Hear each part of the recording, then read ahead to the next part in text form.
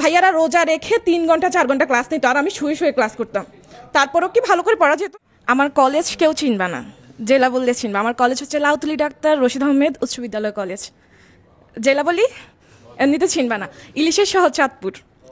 আর আর আমার কলেজটা হচ্ছে একেবারে উপজেলা ভিত্তিক একটা কলেজ, উপজেলার কলেজও না। এসএসসিতে ভালো রেজাল্ট ছিল, বোর্ড বৃত্তি ছিল, টিচারদের এক্সপেকটেশন ছিল আমি ভালো করব, কিন্তু কলেজ ছিল একেবারেই নর্মাল। কেউ কেউ বলতো আমার ক্যারিয়ার ড্যামেজ কলেজের কারণে। কিন্তু যখন আমি পাওয়ার প্লে 2024 ভর্তি হই, ক্লাসগুলো রেকর্ডেডই করতাম, করতে করতে এক পর্যায়ে দেখি সব পড়া প্রায় শেষ। তারপরেও আত্মতৃপ্তির জন্য এইচএসসি পাওয়ার প্লে 2025 ভর্তি হই। 25 সালের আগে তো বোধহয় ক্লাসটা শুরু হয়। শুরু হওয়ার পর ক্লাসগুলো করতে করতে কনফিডেন্স লেভেল বাড়তে থাকে। ভাইয়াদের ক্লাস ছিল অসাধারণ। ক্লাসের আগেই আমি সব পড়া রেডি করে যেতাম।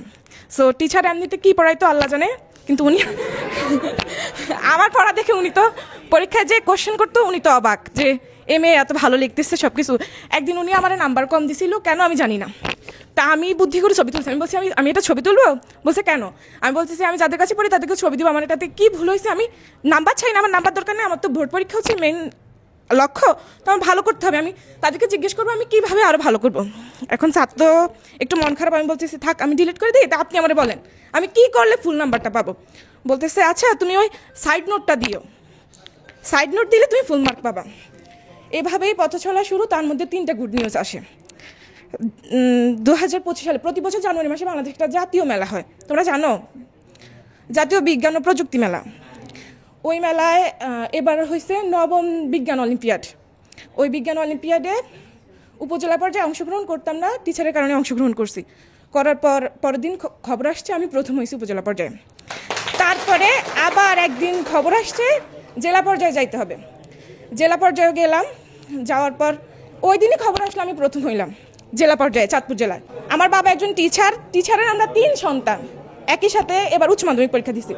আমি দিছি প্রত্যন্ত কলেজ থেকে, আমার ম্যামের মেয়ে দিছে হোলি ক্রস থেকে, আরেকজন টিচারের ছেলে দিছে নরসিংদী কাদের মোল্লা সিটি কলেজ থেকে। কিন্তু আনফর্চুনেটলি ওরা কেউই জিপিএ 5 পায় না। কুমিল্লা বোর্ডের অধীনে থেকেও আমি জিপিএ 5 পাইছি, সকল বিষয়ে আল্লাহর রহমতে 80+ মার্ক পাইছি।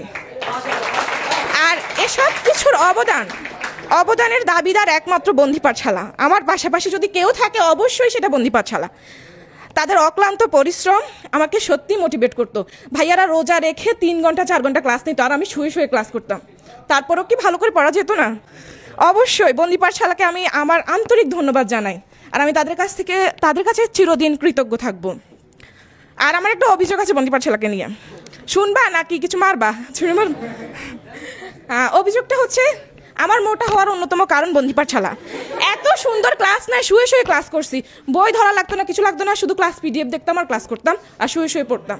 কলেজেও যাইতাম না। ফার্স্ট ইয়ারে আমি একদিনও কলেজ খুবাই নাই, কিন্তু সেকেন্ড ইয়ার ওঠার পর আমি একদিন কলেজেই যাই নাই। বাসা থেকে পড়ছি, বাসায় গেছি, শুধু পরীক্ষাটা দিয়ে আসছি। আর আমার এসব সফলতা হয়তো খুবই ক্ষুদ্র, কিন্তু আমার কাছে অনেক বড়। আর এসব সফলতার কারণে আমি অবশ্যই ধন্যবাদ জানাই বন্দি পাঠশালাকে। তাদের আন্তরিক প্রচেষ্টা, আন্তরিকতা আমাকে অনুপ্রাণিত করে, আমি তাদেরকে অবশ্যই ধন্যবাদ জানাই। আমি আমার কলেজ লাইফে আমার এডুকেশনের প্রায় যতক্ষণ আমি স্টাডি করতাম তার 90% সময় কাটাতাম ফোন নিয়ে, আর ফোনের 90%-এর 57% সময় আমি বন্দি পাঠশালার ক্লাসগুলোই করতাম, আর ওগুলো আমাকে ভীষণভাবে হেল্প করছে। ধন্যবাদ সবাইকে। আসসালামু আলাইকুম।